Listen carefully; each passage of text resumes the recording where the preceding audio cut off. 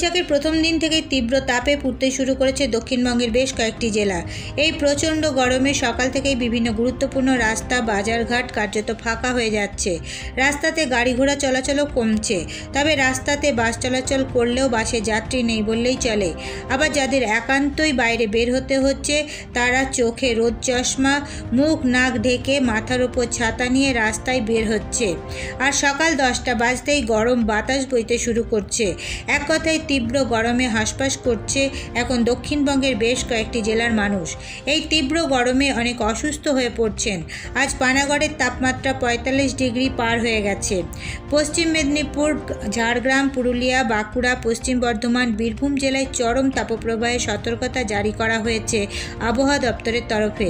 রবিবার দক্ষিণবঙ্গের 6 জেলায় চরম তাপপ্রবাহে সতর্কবার্তা রয়েছে। আবহাওয়া দপ্তরের সতর্কবার্তা, প্রয়োজন ছাড়া সকাল 11টা থেকে বিকেল 4টে পর্যন্ত রোদে না যাওয়ার।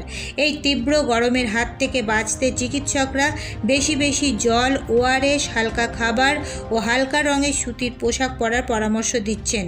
এই প্রচণ্ড গরমে সুস্থ থাকতে কিভাবে চলা উচিত এই নিয়ে আমাদের প্রতিনিধি তাপস গুই কথা বলেছিলেন কাঁকসা রাজবাঁধের অন্নপূর্ণা হেলথ পয়েন্ট হাসপাতালের বিশিষ্ট চিকিৎসক সুদর্শন চক্রবর্তীর সঙ্গে।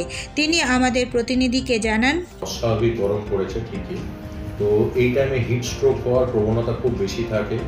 তো চেষ্টা করতে হবে বয়স্ক প্লাস বাচ্চা এরা যতটা সম্ভব বাড়ি থেকে না বেরিয়ে কাজ করা, এই জিনিসটা খেয়াল রাখতে হবে। বাইরে প্রচণ্ড পরিমাণে হিট লু যেটা বলে বাংলায় সেটা বয়ে যাচ্ছে। আর প্রচুর পরিমাণে পানীয় জল, পানীয় খাদ্য যেমন তরমুজ, পেঁপে, ফ্রুট জুস, এই ধরনের জিনিসগুলো যতটা সম্ভব ততটা ব্যবহার করতে হবে। খাবারের মধ্যে দৈনিকভাবে দইটাকে প্রাধান্য দিতে হবে।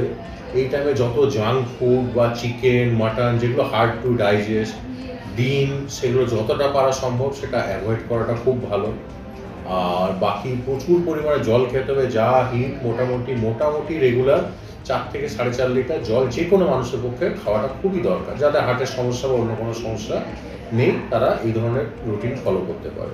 কোনো উপায় নেই যারা রাস্তাঘাটে বেরোচ্ছে তারা কী কোন ধরনের পোশাক পরে বেরোনো উচিত এবং কী খাওয়া দাওয়া করা তাদের পক্ষে? যাদের একদমই বাধ্য, যারা বাইরে কাজ করতে, তাদের উচিত সুতির একদম পাতলা কাপড়, যতটা হালকা কালার হবে ততটা হিট অ্যাবসর্পশন কম হবে, ততটা তাদের পক্ষে ভালো। দ্বিতীয় হচ্ছে প্রতি মানে শিশু থেকে বুড়ো প্রতিজনের উচিত যতজন বাইরে বেরোচ্ছে সাথে যাতে একটা জলের বোতলের মধ্যে ওআরএস ম্যান্ডেটরি যাতে দেওয়া থাকে। ওআরএস আর জল, এর কোনো বিকল্প নেই। এটার ওপরই পুরোপুরি গরমটাকে কাটাতে হবে।